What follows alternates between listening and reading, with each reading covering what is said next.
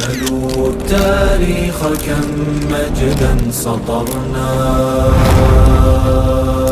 على صفحاته وبه تغنى. الحمد لله په داسې یو سیمینار کې و در اوایل جا دارد که از نهاد کلمات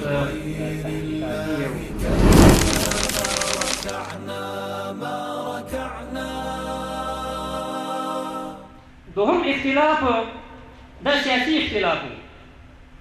سیاسي اختلاف تر دې اندازې پورې و چې په یو وخت کې په اسلامي امت کې درې ډانې خلافتونه موجود وو. په بغداد کې عباسي خلافت و، په مصر کې فاطمي خلافت و، او په افریقا یا په اندلس کې هلته اموي خلافت و. دغه هر خلافت د بل خلافت په خلاف نیتونه رایستې وه. څلور دې نه چې رسول الله صلی الله علیه وسلم فرمایي که چېرته په دې امت کې یو خلیفه موجود وي او بل سره د خلافت دعا وکړي تاسې سر ته کټ وي وزنئ، ځکه دا په امت کې تفرقه رامنځته کوي. خو لکن موږ په یو وخت کې او په یو اسلامي امت کې درې خلافتونه درلودل. دغه یو خلافت د بل په خلاف باندې تور راویسته. موږ تاسې تاریخ مطالعه کړی چې عباسیانو اموي خلافت له منځه یوړ.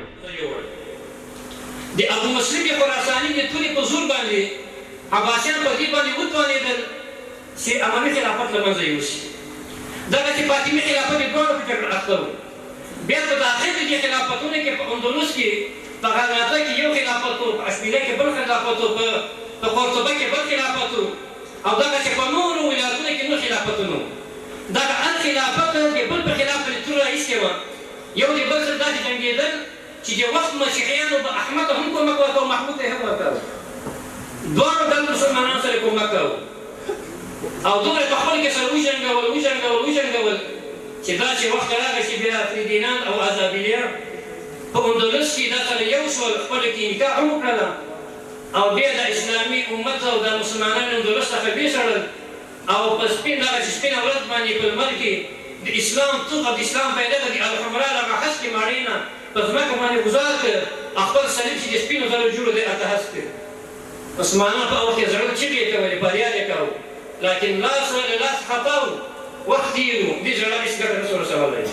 نو دا هغه سیاسي اختلاف و چې موږ په اندلس کې خپل خلافتونه دا د لاسه ورکړل. وبه تغنى تهاب الأسد وطأتنا لأننا